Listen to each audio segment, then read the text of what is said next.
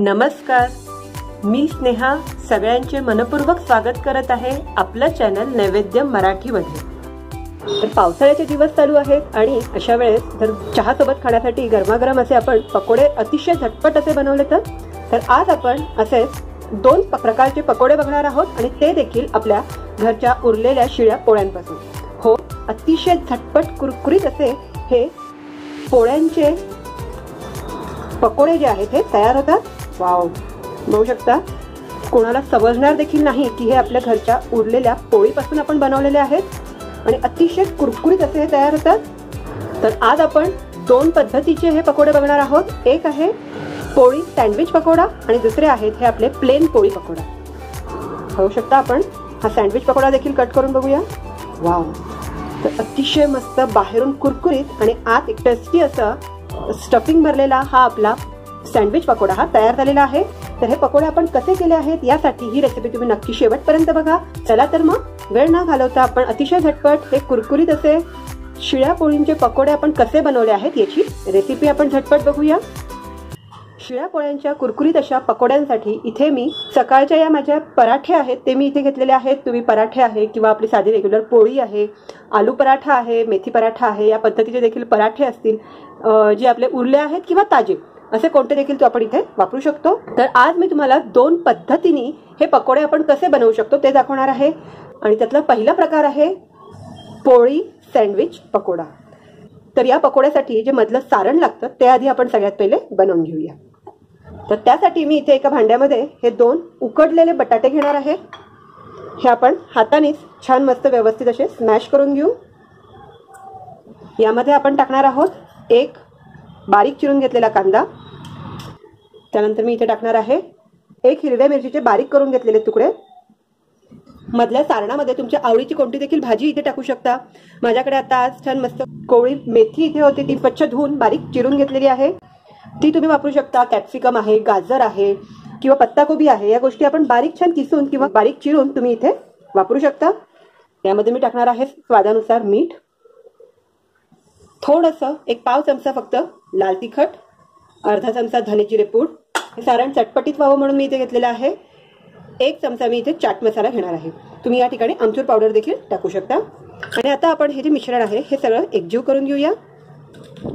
लहान मुलांना स्पेसिफिकली हे जे पकोडे आहेत हे खूप आवडतात। माझा 8 वर्षाचा मुलगा आहे अखिलेश आणि 2 वर्षाची मुलगी आहे ऐश्वर्या, हे दोघांनाही हे पकोडे खूप आवडतात। तुम्ही आपल्या मुलांच्या आवडीनुसार त्यामध्ये किती तिखट हवं आहे किंवा कोणता मसाला चाट मसाला त्यांना आवडतो त्या पद्धतीने टाकून हे तुम्ही जे पकोडे आहेत हे बनवू शकता। तर इथे आपलं आता हे सारण छान व्यवस्थित तयार झालेलं आहे। या पकोड्यांचं वरचं आपण कोटिंग बनवून घेणार आहोत।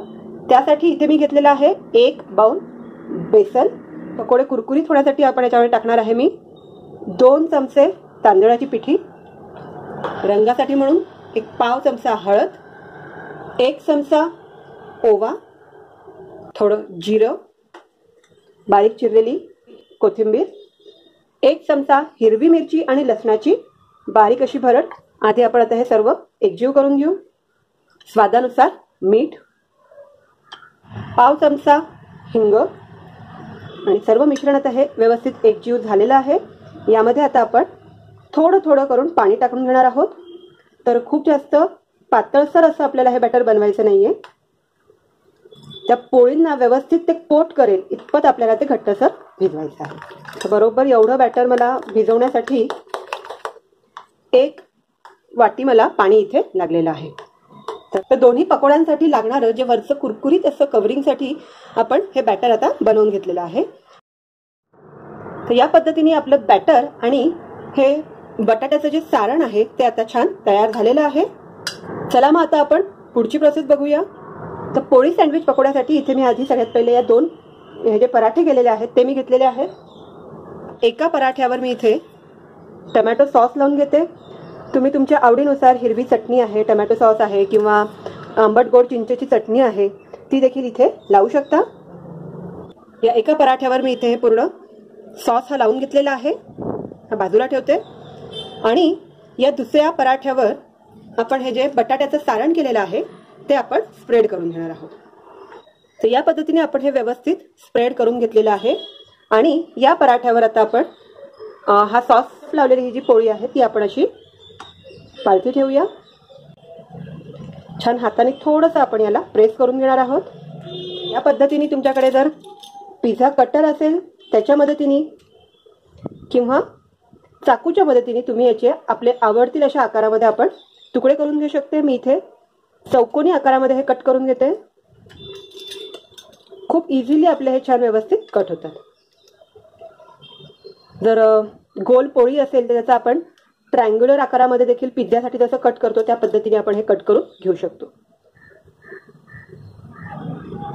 तर या पद्धतीने आपण बघू शकतो हे आपण पकोड्यांसाठीचं जे पोळी सँडविच आहे ते आपण बनवून घेतलेलं आहे. आणि आता आपण हे डीप फ्राय करणार आहोत. आणि पकोडे तळण्यासाठी इथे आपलं छान तेल देखील आता गरम झालेलं आहे. या पद्धतीने हा पोळीचा आपण सँडविच जो आहे तो आपण या बॅटरमध्ये छान व्यवस्थित असा घोळवून घेणार आहोत. एक्स्ट्राचं जे बॅटर आहे ते आपण थोडंसं जाऊ देऊ आणि या गरम तेलामध्ये आपण आता हे पकोडे जे आहेत ते सोडून घेणार आहोत. आणि त्यानंतर आपण गॅस जो आहे तो मंद आचेवर करणार आहोत. मीडियम टू लो फ्लेमवरच आपण आता हे त्यानंतर आपण तळून घेणार आहोत.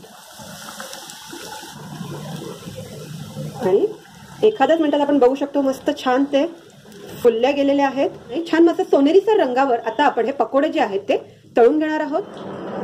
बघू शकता छान मस्त सोनेरी रंगावर आपले हे पकोडे जे आहेत हे तयार झालेले आहेत.